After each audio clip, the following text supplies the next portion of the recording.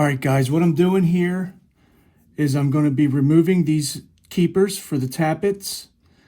I'm going to check the tappet clearances for the valves, and I want to rotate the engine to make sure that the engine is at top dead center to recheck my timing. I want to go over that again. So I got this special tool for Harley-Davidson tappet cover removers. So you put this on these spring tension, put it up in the upper cover, and you turn it. Easier said than done, but give me a second.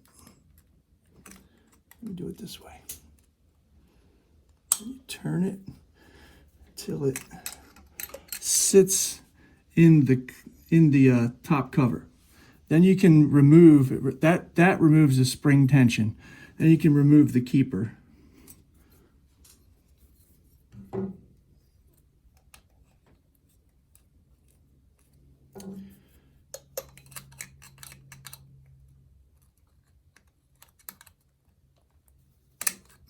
Easier said than done, as I said. Let me start over. Get this up. The problem is the stamp tool. All right, I had to adjust the tool a little bit better.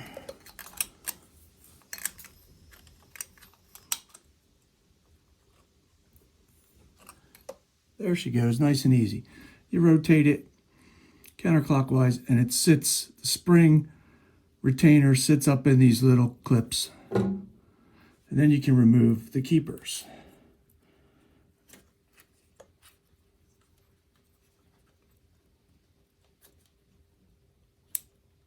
Come on, baby. All right. You remove the tappet valve keepers. And then this, the lower cover, will telescopically go up into the upper cover.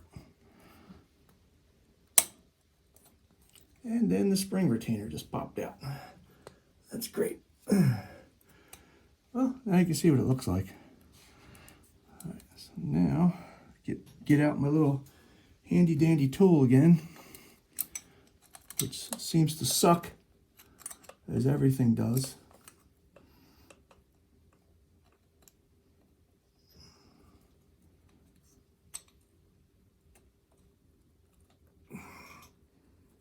Okay, now stay there. All right. It's really oily. That's why it's hard to make it push up inside there. Clean it up a little bit. Oh, Jesus. Let me use a flathead screwdriver. How about that?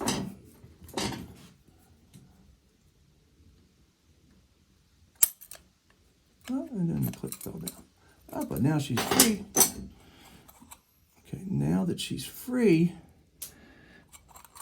you can start to see the tappet and the valve stem are exposed. So now let me use that tool.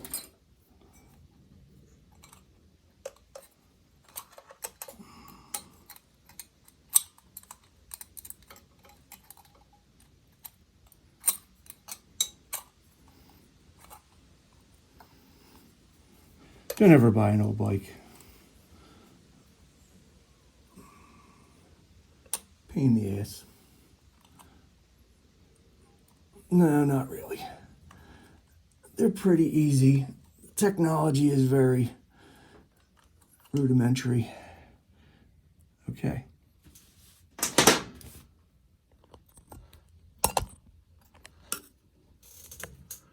So that exposes, oops, I'm sorry.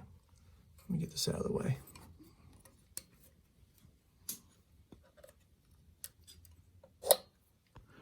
That exposes your tappet and your valve adjustment nuts. So I'd like to I gotta open up this one.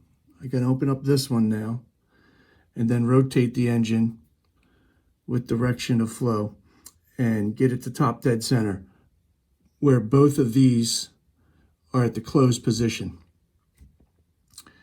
and then see where my timing marks are on my timing hole. Bear with me, I'm filming with my phone. There's the timing hole. And on a side valve engine, it should be dead center the timing line or just left of center. I'll spin it around now and film it and show you what that looks like.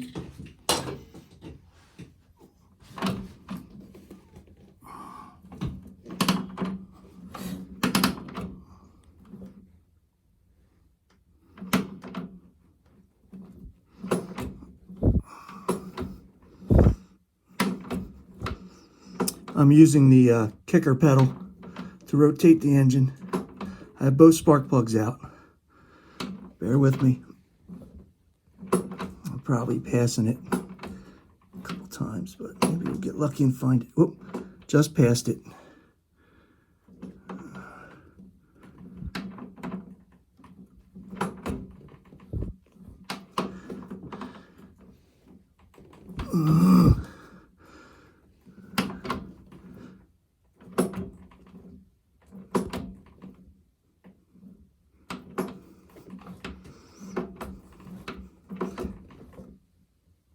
And there she is. Sorry that took so long. It's hard working by yourself. And I can't see, but that there, let me get a light on it. Sorry about the camera work. That there is the timing mark. I have to go a little left of center after I find top dead center. And then I should be able to rotate the motor 90 degrees back around.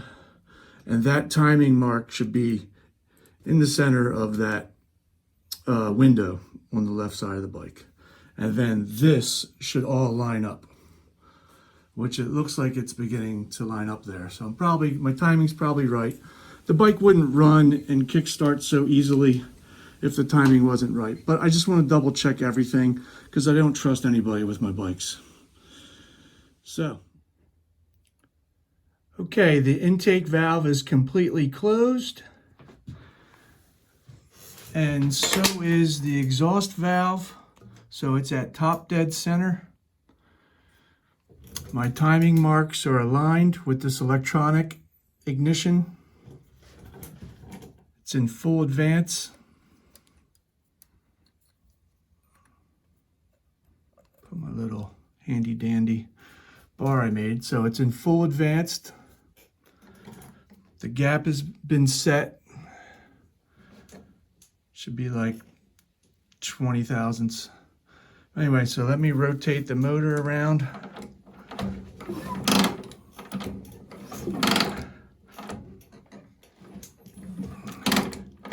And as I come around on top dead center, let me stop right there and show you that the timing mark should start appearing in the window.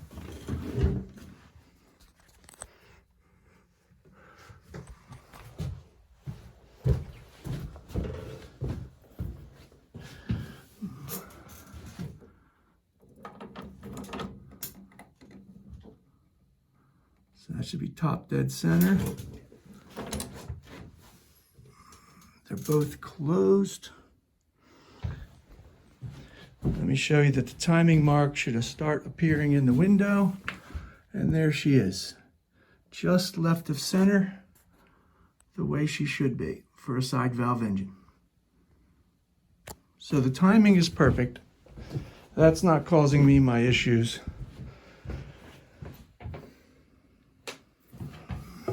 Top dead center, both valves are closed. It's on the start of the compression stroke. She'll light off. And again, that's why she runs so good. That's why she starts so good, because the timing is right. All right, this was just a quick video. I just wanted to show you this kind of stuff. Find it interesting.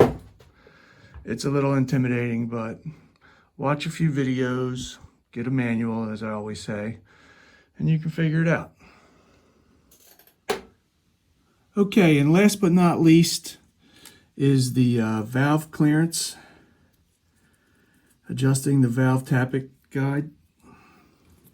So on the exhaust valve stem, in between the stem and the tappet, you're supposed to have 0.007 to 0.008, and I have that. It's just a little bit of, no, I have it. A little snug, I do have that.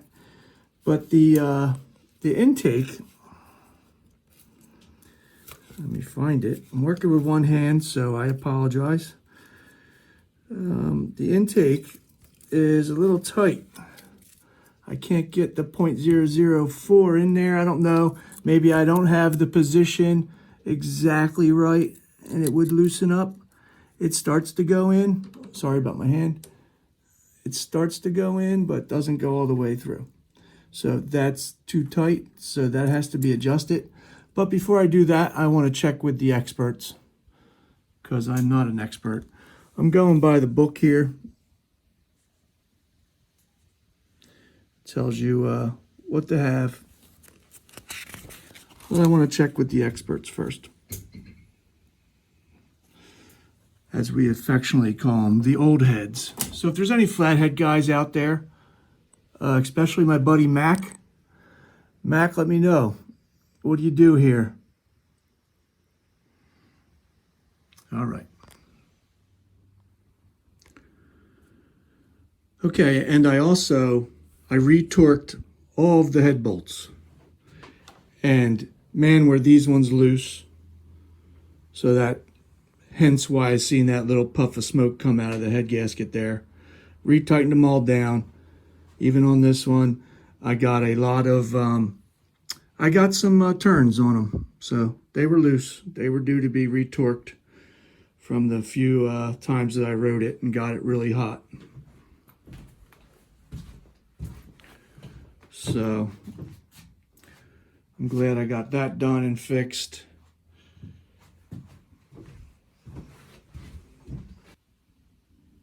Talk to you later.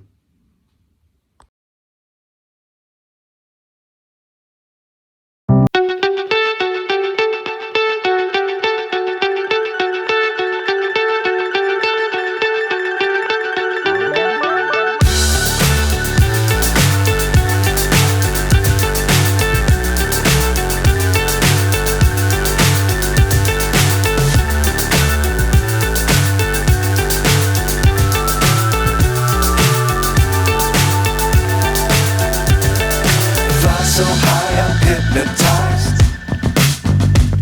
What's up is down, what's left is right. Chasing stars and holding you. I can't see